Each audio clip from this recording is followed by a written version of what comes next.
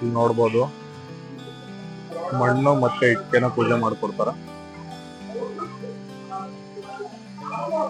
ಆ ಕೌಂಟರ್ ಅಲ್ಲಿ ಅಮೌಂಟ್ ಅನ್ನ ಕಟ್ಟಿದ್ರೆ ನಿಮ್ಗೆ ಪೂಜೆನ ಮಾಡ್ಕೊಡ್ತಾರೆ.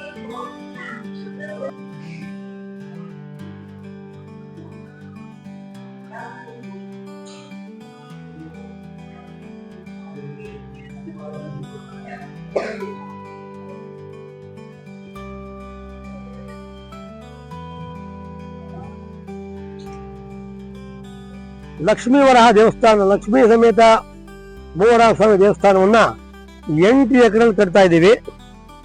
186 ಕಾಲ ಮಂಟಪ ಬರುತ್ತೆ, 186 ರಾಜಗೋಪುರ ಬರುತ್ತೆ, ಎಡಭಾಗದಲ್ಲಿ ಮಹಾಲಕ್ಷ್ಮಿ ದೇವಸ್ಥಾನ ಬರುತ್ತೆ. ಹಿಂದೆ ಇತ್ತದು ದಾಳಿಯಿಂದ ಹೊರಗೋಗಿತ್ತು, ಅದು ಕಟ್ತೀವಿ. ಇಲ್ಲಿ ಈಗ ಶುರುವಾಗಿ 6 ತಿಂಗಳು ಕಟ್ತೀವಿ. ಹೊರಗಡೆ ಮೂರನೇ ಪ್ರಾಗ ಹೊರಗಡೆ ಸಪ್ತಮಾತೃಕಾ ದೇವಸ್ಥಾನ ಬರುತ್ತೆ. 19ಗೆ ಇದ್ರಲ್ಲಿ ವರಾಹ ಸ್ವಾಮಿ ಇದ್ದಲ್ಲಿ ವರಾಹಿ ಎಲ್ಲರೂ ಇರ್ತಾರೆ. ಎಲ್ಲ ದೇವಸ್ಥಾನಗಳು ಬರ್ತವೆ, ದಾಸೋಹ ನಡೀತದೆ, ವೇದ ಪಾಠಶಾಲೆ ಮತ್ತು ರೆಗ್ಯುಲರ್ ಸ್ಕೂಲ್, ಎಲ್ಲ ಜನಾಂಗದ ಮಕ್ಕಳಿಗೂ ಸ್ಕೂಲ್ ಮಾಡ್ತೀವಿ. ಶ್ರೀನಿವಾಸ ರಾಘವನ್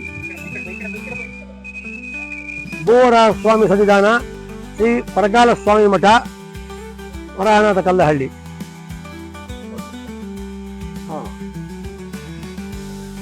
ಈ ಲಕ್ಷ್ಮೀ ವರಾಹ ದೇವರು 3000 ವರ್ಷಗಳ ಹಿಂದೆ ಗೌತಮ ಋಷಿಗಳು ಪ್ರತಿಷ್ಠೆ ಮಾಡಿದ್ರು.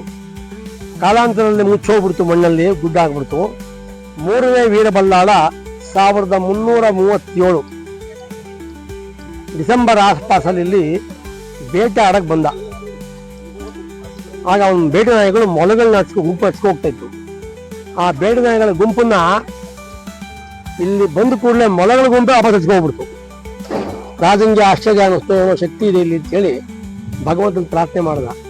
ಪರಮ ವೈಷ್ಣವ ಅವನು. 3 ಕಡೆ ರಾಜಧಾನಿ ಮಾಡಿದ್ದ.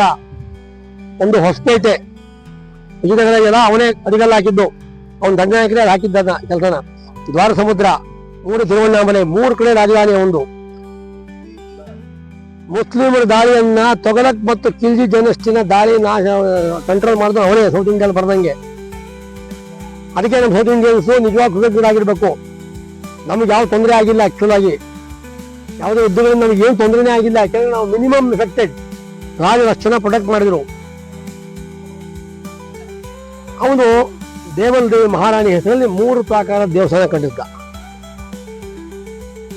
6 ವರ್ಷ ಆದ್ಮೇಲೆ ಮಧುರೈ ಸುಲ್ತಾನ ಸೋಲ್ಸಿದ್ರು ಸಹ. ಅವನು ಸೋತ ಮಧುರೈ ಸುಲ್ತಾನ ಯುದ್ಧದಲ್ಲಿ. 1 ವಾರ ಟೈಮ್ ಬೇಕು ಅವನು ಹರೆಂಡರ್ ಆಗಕ್ಕೆ. ಇವನು ರಾಜ ಸೀತಾ ಶಿವಣ್ಣ ವಾಪಸ್ ಹೋದ. ಹಿಂಗಳೆಯನ್ನು ಸ್ಟ್ಯಾಪ್ ಮಾಡ್ಬಿಟ್ಟ. ಅಲ್ಲಿಗೆ ಹೊಯ್ಸಳ ಚಕ್ರವರ್ತಿ ಅಂತ್ಯ ಆಗೋಗ್ಬಿಡ್ತು. ಆಮೇಲೆ 1817 ಜನವರಿ 27ನೇ ತಾರೀಕು ಈ ಜಾಗ ಮತ್ತು ಈ ಗ್ರಾಮಗಳನ್ನ ಅವರ ಮೈಸೂರು ಕೃಷ್ಣರಾಜ ಒಡೆಯರ್ 3 ಅವರು ಸರ್ವಮಾನ್ಯ ಗ್ರಾಮವಾಗಿ ಕೊಟ್ರು ದಾನ. ಇನಾಮ್ ದಾನ ಬೇರೆ, ಸರ್ವಮಾನ್ಯ ಗ್ರಾಮ ದಾನ ಬೇರೆ. ಸರ್ವಮಾನ್ಯ ಅಂದ್ರೆ ರೈತರ ಹತ್ರ ಜಮೀನು ಇದ್ರೆ ಅದು ಟ್ಯಾಕ್ಸ್ ಕಲೆಕ್ಟ್ ಮಾಡೋದು. ಉಳಿದ ಜಾಗ ಸರ್ಕಾರದ ಇರ್ತದೆ, ಅದು ಪೂರ್ತಿ ಇವ್ರದೇ ಕಂಟ್ರೋಲು. ಮಾರ್ಬಹುದು, ಕೊಡ್ಬಹುದು, ದಾನ ಕೊಡ್ಬಹುದು, ಮಾರ್ಟ್ಗೇಜ್ ಮಾಡ್ಬೋದು, ಏನ್ ಬೇಕಾದ್ರೆ ಮಾಡ್ಬೋದು. ಸ್ವಾಮಿಗಳು 4 ಪವರ್ ಕೊಟ್ಟಿದ್ರು ರಾಜರು. ನಮ್ಮ ಸ್ವಾಮಿಗಳು ಯಾವುದು ಇಟ್ಕೊಂಡಿಲ್ಲ, ಇಷ್ಟು ಜಾಗ ಮಾತ್ರ ಉಳ್ಕೊಂಡಿದ್ದಾರೆ. ಬಾಕಿ ಅದಕ್ಕೂ ತಲೆಯೂ ಕಟ್ಸೋತಾ ಇಲ್ಲ. ಇಡೀ ಸರ್ಕಾರಿ ಅಂತಾರೆ ಎಲ್ಲೋ ಪೂರ್ತಿ ನಮ್ಮ ಮಠದ್ದು ಸ್ವಾಮಿಗಳದ್ದು. ಆದ್ರೆ ತುಂಬಾ ಉದಾಹರಣೆಗಳು ನಮ್ಮ ಸ್ವಾಮಿಗಳೆಲ್ಲ. 120 ಎಕರೆ ಕಲ್ಲಂಬಾಡಿ ಕಟ್ಟಿಗೆ ದಾನ ಮಾಡಿದ್ದಾರೆ ಮುಳುಗಡೆಗೆ. ಅಂತ ಮಹಾತ್ಮರವರೆಲ್ಲ ನಿಂತ್ಕೊಂಡು ಜಗಳ ಆಡ್ತೀವಿ. ಆಮೇಲೆ ಕಾಲಾಂತರ ಮತ್ತೆ ಮುಚ್ಕೊಂತು. ಮತ್ತೆ ಸ್ವಾಮಿಗಳು ನನಗೆ ಯಾರು ಪುಣ್ಯಾಕಿರ್ತಿ, ಅವಳ ಹೆಸರು ಸಂಧ್ಯಾ ಪೈ, ಅವಳು ಬರಲಿ ಈ ದೇವಸ್ಥಾನದ ಬಗ್ಗೆ. ನಾವು ಹೆಂಡತಿ ಬಂದು ನೋಡಿದ್ವಿ. ದೇವಸ್ಥಾನ ಚೆನ್ನಾಗಿತ್ತು. ಮುಂದೆ ಪೂರ್ತಿ ಅಲ್ಲಿ ದೇವಸ್ಥಾನ ಸುಖನಾಸಿ ಅಷ್ಟೇ ಇದ್ದಿದ್ದು, ಎಲ್ಲ ಬಿದ್ದೋಗ್ಬಿಟ್ಟಿತ್ತು. ಮನೇಲಿ ಮುಚ್ಚಿತ್ತು ಅಷ್ಟೇ. ಅದುವೇ ಪೂಜೆ ಮಾಡಿಸ್ಬೇಕು ಅಂತ ಹೇಳಿ 5,000 ಕೊಟ್ಟರು ಬರ್ತಾ ಇಲ್ಲ. 30 ವರ್ಷದಿಂದ 28 ವರ್ಷದಿಂದ 5,000 ಕೊಟ್ಟರು ಬರ್ತಾ ಇಲ್ಲ. ಸ್ವಾಮಿ ನಮ್ದು ದೇವಸ್ಥಾನ ಅಂತ ಅವಾಗ ಅಂದ್ರು. ಹಾ,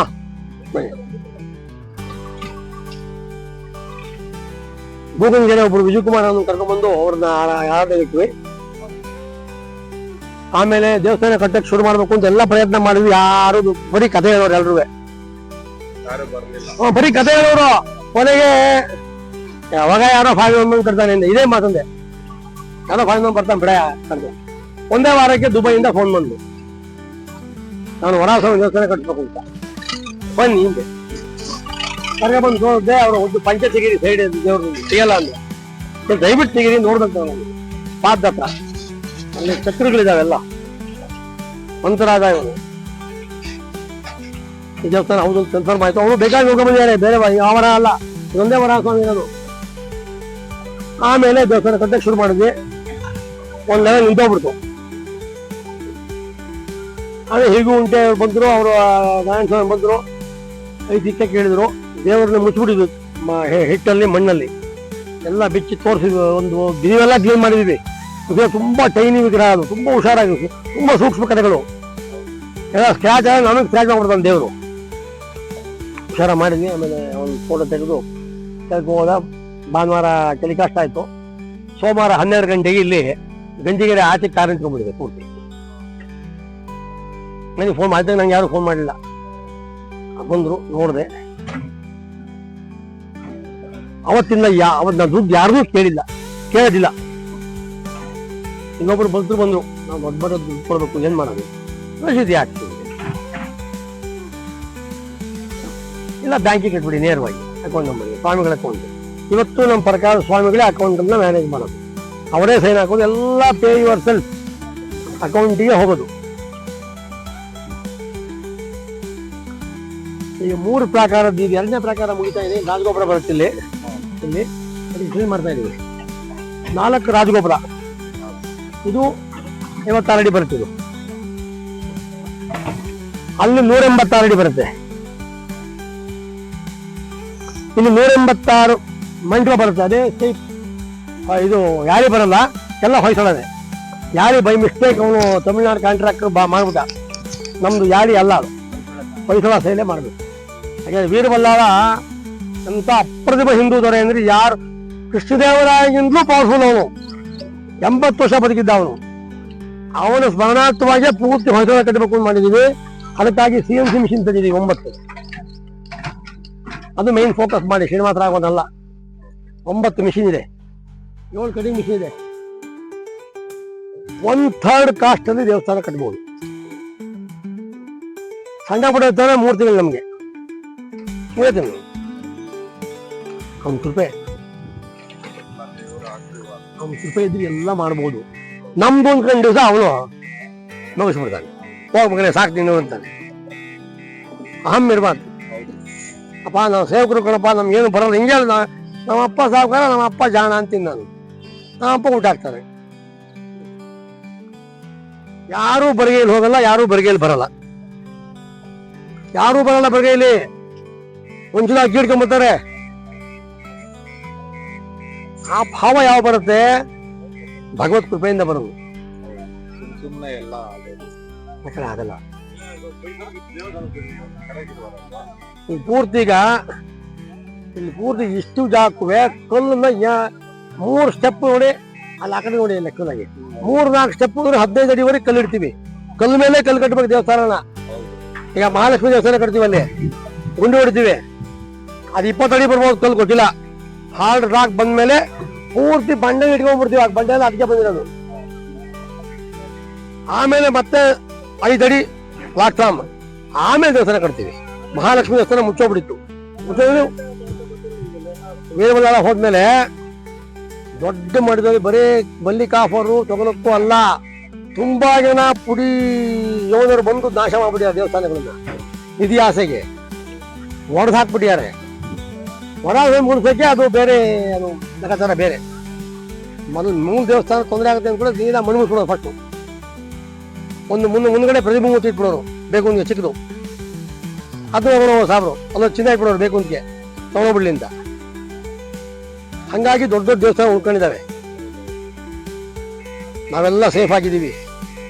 ಇಂಡಿಯಾ ಏನು ತೊಂದರೆ ಆಗಿಲ್ಲ. ಸೌತ್ ಇಂಡಿಯಾದ ಯಾರಿಗೂ ನಾರ್ಮಲ್ ಜನಕ್ಕೆ ತೊಂದರೆ ಆಗಿಲ್ಲ. ಯಾಕೆಂದ್ರೆ ನಮ್ಮ ರಾಜರು ಭಾರಿ ಪವರ್ಫುಲ್ ಇದ್ರು. ಆಮೇಲೆ ಕೃಷ್ಣದೇವರಾಯ ಬಂದ, ಆಮೇಲೆ ಮೈಸೂರು ಒಡೆಯರ್ ಬಂದ್ರು. ಇಲ್ದಿದ್ರೆ ಏನ್ ಮಾಡ್ತೀವಿ, ಮುಂದೆ ಈ ಕಲೆ ಮುಂದುವರ್ಸಕ್ಕೆ ನಮ್ಮ ಜನಗಳಿಗೆ ಕಲಿಸ್ತೀವಿ. ಸುಲಭವಾದ ಸರ ಕಲೆ ಹೆಂಗ್ ಮಾಡೋದು, ಏನ್ ಮಾಡೋದು ಎಲ್ಲ ಮಾಡ್ತೀವಿ. ಭಗವಂತ ಇದ್ದಾನೆ, ವರಸ್ವಾಮಿ ಅವ್ನು ಬುದ್ಧಿ ಕೊಡ್ತಾನೆ, ಹಂಗೆ ಮಾಡ್ತೀವಿ. ನಾನೇನು ದಡ್ಡ, ನಾವು ಓದಿದ್ರೆ BSc ಅಗ್ರಿ ಜುಜ್ಬಿ, ಇಲ್ಲಿ ಕಲ್ ವಿಚಾರ ನಂಗೆ ಗೊತ್ತಿಲ್ಲ. ದೇವರ ಅವ್ನು ಮಾಡಿಸ್ತಾನೆ, ನಮ್ಮಪ್ಪ ಜಾಣ ಕಲಿಸ್ತಾನ, ಅವನು ಯಾರು ಬೇಕು ಕಲಿಸ್ತಾನೆ, ಮಾಡಿಸ್ತಾನ ಅವನು. ಆ ನಂಬಿಕೆ ನಮಗಿದೆ, ಮಾಡ್ತೀವಿ. ತೊಂದರೆ ನಮಸ್ಕಾರ, ನನ್ನ ಹೆಸರು BN ಶುಕ್ಲಾ ಅಂತ. ನಾನು ಇಲ್ಲಿ ದೇವಸ್ಥಾನಕ್ಕೆ ಬೇಕಾಗಿರೋ ಕಲ್ಲುಗಳ ಡಿಸೈನು CNCಯಲ್ಲಿ ಏನು ಪ್ರೊಡ್ಯೂಸ್ ಆಗುತ್ತೆ ಅದರ ಆಕ್ಟಿವಿಟೀಸ್ನ ನಾನು ಮ್ಯಾನೇಜ್ ಮಾಡ್ಕೊತಿದ್ದೀನಿ. ಫಸ್ಟ್ ಆಫ್ ಆಲ್ ನಮ್ಮಲ್ಲಿ 9 CNC ಮಿಷಿನ್ಗಳಿದೆ, ಡಿಫ್ರೆಂಟ್ ಟೈಪ್ಸು. ಈ ಒಂದು ಮಿಷಿನ್ ಇದನ್ನ ಪ್ರೊಫೈಲ್ ಕಟಿಂಗ್ ಮಿಷಿನ್ ಅಂತ ಹೇಳ್ತೀವಿ. ಇದರಲ್ಲಿ ಈ ತರ ಬ್ಲಾಕ್ಸ್ ಲೋಡ್ ಮಾಡಿದ್ರೆ ನೀವು ನೋಡ್ತಾ ಇರಂಗೆ ಅಲ್ಲೇ ಲೋಡ್ ಮಾಡಿದ್ದಾರೆ ನೋಡಿ. ಈ CNC ಇದ್ರೊಳಗೆ ನಮ್ಗೆ ಏನ್ ಪ್ಯಾಟರ್ನ್ ಬೇಕು, ಏನ್ ಡಿಸೈನ್ ಬೇಕು ಅನ್ನೋದನ್ನ ಪ್ರೋಗ್ರಾಮ್ ಮಾಡಿ ಫೀಡ್ ಮಾಡಿಬಿಟ್ರೆ, ಕಲ್ ಸೆಟ್ ಮಾಡಿಬಿಟ್ರೆ ತಾನಾಗಿ ಎಲ್ಲ ಪ್ಯಾಟರ್ನ್ ನ ಕಂಪ್ಲೀಟ್ ಮಾಡಿ ಮಿಷಿನ್ ತಾನೇ ಆಫ್ ಆಗ್ಬಿಡುತ್ತೆ.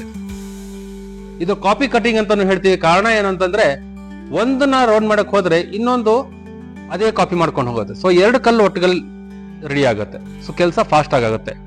ಇದು ಪ್ರೊಫೈಲ್ ಕಟಿಂಗ್ ಮಿಷಿನ್ ಅಂತ. ಪಕ್ಕದಲ್ಲಿರೋದು ಸೇಮ್ ಮಿಷಿನ್. ಇದ್ರಲ್ಲಿ ಇದೇ ತರ 2 ಮಿಷಿನ್ ಇದೆ. ಈಗ ಮುಂದಕ್ಕೆ ಹೋಗೋಣ. ಈಗ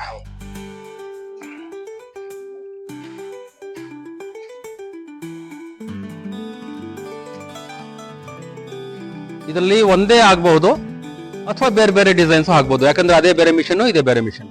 ಈಗ ಇದರಲ್ಲಿ ಚಿಕ್ಕದು ಹಾಕಿದ್ವಿ. ಇದು ರಾಜಗೋಪುರಕ್ಕೆ ಯೂಸ್ ಆಗುವಂಥದ್ದು.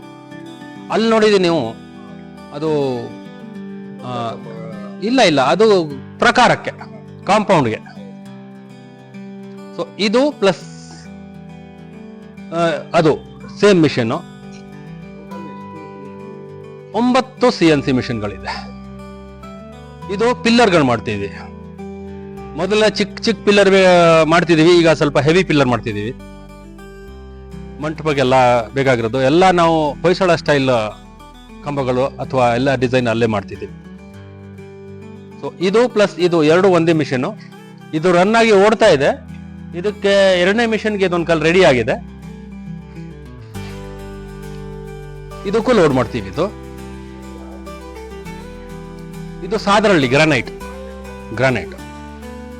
ಇರೋದ್ರಲ್ಲಿ ಬೇರೆ ದೇವಸ್ಥಾನಗಳಲ್ಲಿ ಯೂಸ್ ಮಾಡೋದೆಲ್ಲ ಸಾಫ್ಟ್ ಕಲ್ ಇರುತ್ತೆ, ಬಳ್ಪ ಕಲ್ ಇರುತ್ತೆ. ನಮ್ಮಲ್ಲಿ ಸಾದರಳ್ಳಿ ಯೂಸ್ ಮಾಡ್ತಿದ್ವಿ. ಇರೋದ್ರಲ್ಲಿ ಇದು ಗ್ರಾನೈಟ್ ಅಲ್ಲಿ ಸ್ವಲ್ಪ ಹಾರ್ಡ್ ಕಲ್ಲಿದ್ದು. ಎಲ್ಲಿಂದ ಬರುತ್ತೆ? ಇದು ಕ್ವಾರಿಯಿಂದ ಬರುತ್ತೆ, ದೊಡ್ಡಬಳ್ಳಾಪುರದಿಂದ, ಆ ಸೈಡಿಂದ ಬರುತ್ತೆ. ಆಮೇಲೆ ಈ ಮಿಷನ್ ಇದು ಎನ್ಗ್ರೇವಿಂಗ್ ಮಿಷನ್ ಅಂತ. ಇದರಲ್ಲೂ ಸೇಮ್ ನಾವು ಪ್ರೋಗ್ರಾಮ್ ಮಾಡ್ತೀವಿ. ಪ್ರೋಗ್ರಾಮ್ ಮಾಡಿ ಇದನ್ನ ಲೋಡ್ ಮಾಡಿಬಿಟ್ರೆ, ಸೆಟ್ ಮಾಡಿ ಬಿಟ್ರೆ, ಇದು ನಮಗೆ ಬೇಕಾಗಿರೋ ಡಿಸೈನು ಇದು 2 ಮಾಡುತ್ತೆ. ಅದೆಲ್ಲ ಒಂದೊಂದೇ ಮಾಡುತ್ತೆ. ಇದು ಪ್ಲಸ್ ಅದು 2 ಮಾಡುತ್ತೆ. ಇದರಲ್ಲಿ ನೀವು ನೋಡ್ಬೋದು, ನೀವು ಈ ಪ್ಯಾಟರ್ನ್ಸ್ ಮಾಡ್ಕೊಂಡು ಹೋಗ್ತಾ ಇದೆ. ಇದು ಫುಲ್ ಇಲ್ಲಿ ತನಕ ಬರುತ್ತೆ. ಇದು ರಾಜಗೋಪುರಕ್ಕೆ ಬೇಕಾದಂತ ಒಂದು ಭಾಗ.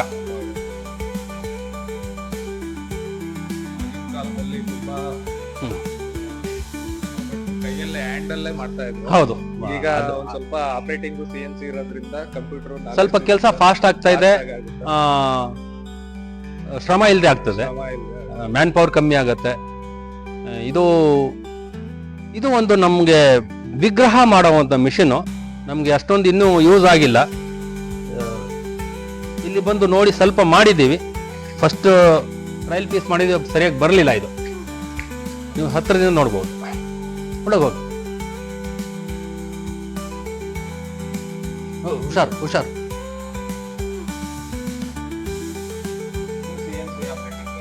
ಹಾ, CNC ನೋಡಿ, ಈ ತರ ವಿಗ್ರಹ ಮಾಡುತ್ತೆ. ಎಷ್ಟು ಡೆಪ್ತ್ ಬೇಕಾದ್ರೆ ಮಾಡುತ್ತೆ.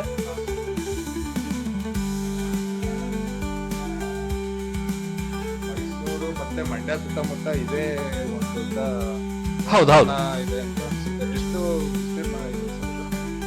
ಎಕರೆಯಲ್ಲಿ ಕನ್ಸ್ಟ್ರಕ್ಷನ್ ಆಗ್ತಾ ಇದೆ? ಎಕರೆ ಅಂದಾಜು ನಂಗೆ ಸರಿಗೊಟ್ಲ, ಬಟ್ ಅರೌಂಡ್ ಸಮ್ವೇರ್ ನನಗೆ ಸರಿಯಾಗಿ ಗೊತ್ತಿಲ್ಲ. 10-13 ಎಕರೆ ಎಲ್ಲ ಇರ್ಬೋದು.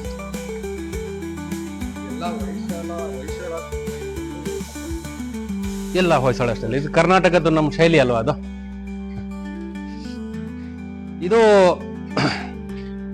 ಅಲ್ಲಿ ನೋಡಿದ್ರಲ್ಲ ಸೇಮ್ ಅದೇ ಮಿಷಿನ್ ಇದು. ಬಟ್ ಇದ್ರಲ್ಲಿ ಏನಾಗ ಸ್ವಲ್ಪ ಬಿಡ್ತ್ ಕಮ್ಮಿ ಇದೆ. ಇದು ಸೇಮ್ ಅದೇ ಕೆಲಸ ಇದ್ರಲ್ಲಿ ನಡೀತಾ ಇದೆ. ಅಂದ್ರೆ ಇಲ್ಲಿ ಮೇನ್ ಆಗಿ ಕಂಬಗಳು ಮತ್ತೆ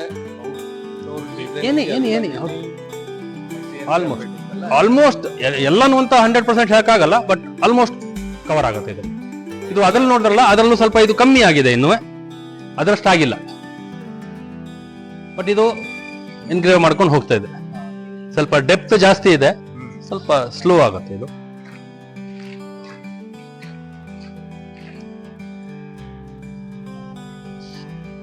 ಇದು ಸ್ವಿಂಗ್ ಹೆಡ್ ಅಂತ ಸೇಮ್ ಅದೇ ಕೆಲಸ ಮಾಡುತ್ತೆ, ಆ ಕೆಲಸ ನೋಡಬಹುದು. ಬಟ್ ಇದು ಈ ನಮ್ಮ ಟೂಲ್ ಇದೆಯಲ್ಲ, ಅದು ಟೂಲ್ 90 ಡಿಗ್ರಿ ಟರ್ನ್ ಆಗಿ ಈ ಸೈಡು ಮಾಡುತ್ತೆ, ಆ ಸೈಡು ಮಾಡುತ್ತೆ, ಸೆಂಟ್ರಲ್ಲೂ ಮಾಡುತ್ತೆ.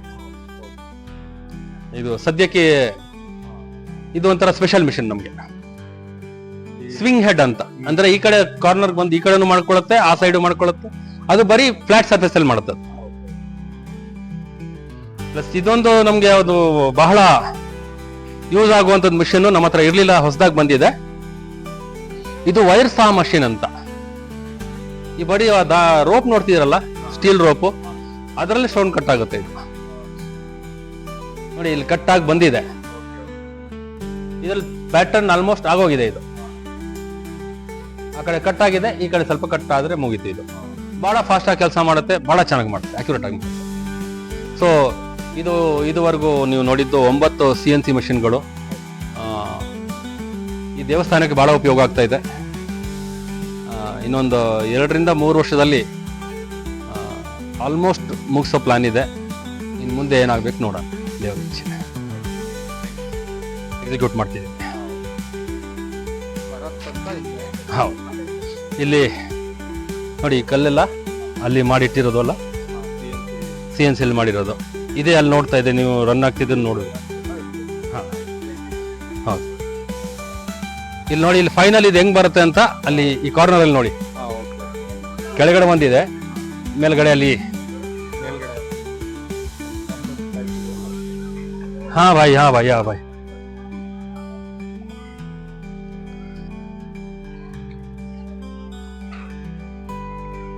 ಎಷ್ಟು ವರ್ಷ ಬೇಕಾಗುತ್ತೆ ಸರ್ ಇದು ಕನ್ಸ್ಟ್ರಕ್ಷನ್? ಸರ್ ನಾವು 3 years ಅಲ್ಲಿ ಕಂಪ್ಲೀಟ್ ಮಾಡ್ಬೇಕಂತ ಟಾರ್ಗೆಟ್ ಇಟ್ಕೊಂಡಿದೀವಿ.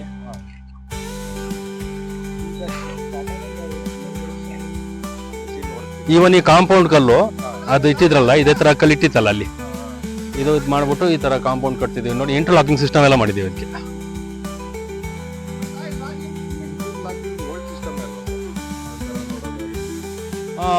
ಇದೆ ಹಳೆ ಟೆಕ್ನಾಲಜಿನೇ. ಈ ರಾಜ್ಕುಮಾರ್ದು ಈ ಪಿಲ್ಲರ್ ನೋಡ್ತಿರಲ್ಲ, ಪಿಲ್ಲರ್ ಟೈಪ್ ಕಾಣ್ತಾ ಇದೆಯಲ್ಲ, ಇದೇ ಅಲ್ಲಿ ಎನ್ಗ್ರೇವ್ ಆಗ್ತಿರೋದು.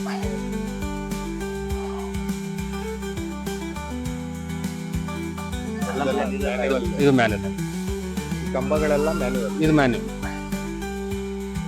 ಈ ಕಂಬಗಳಿದೆಯಲ್ಲ, ಇದು CNC ಅಲ್ಲಿ ಮಾಡಿರೋದು.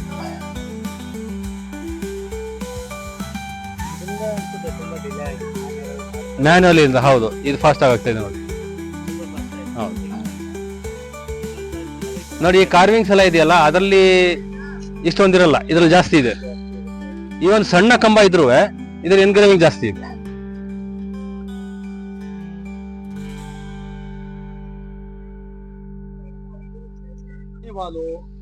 ಆಮೇಲೆ ಇದು ಹಿರ್ರು, ಹಳ್ಳಿಕಾರು, ಹಣ್ಣು, ಒಂದು 7 ಇದಾವೆ.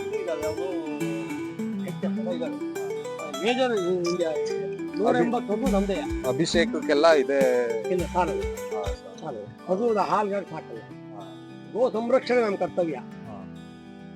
ಗೋ ಸಂರಕ್ಷಣೆ ಮಾಡಿದ್ರೆ ಭಗವಂತ ಸಂತೋಷ ಆಗುತ್ತೆ. ಹೌದೌದು, ಅದು ಚೆನ್ನಾಗಿದ್ರೆ ಎಲ್ಲ ಆಗುತ್ತೆ. ಗೋ ಸಂಪತ್ತು ಅಂದ್ರೆ ಅದು ನಿಜವಾದ ಲಾಭ ಇರೋದು ಹಾಲಲ್ಲ, ಸಗಣಿ. ಹೌದು, ಗಂಜಲ ಈಗ ಮಾರ್ಕೆಟ್ ಆಗ್ತದೆ ಬಿಡಿ, ಅದು ಹೈಪ್. ವಾಸ್ತವವಾಗಿರೋದೇ ಸಗಣಿ ಲಾಭ.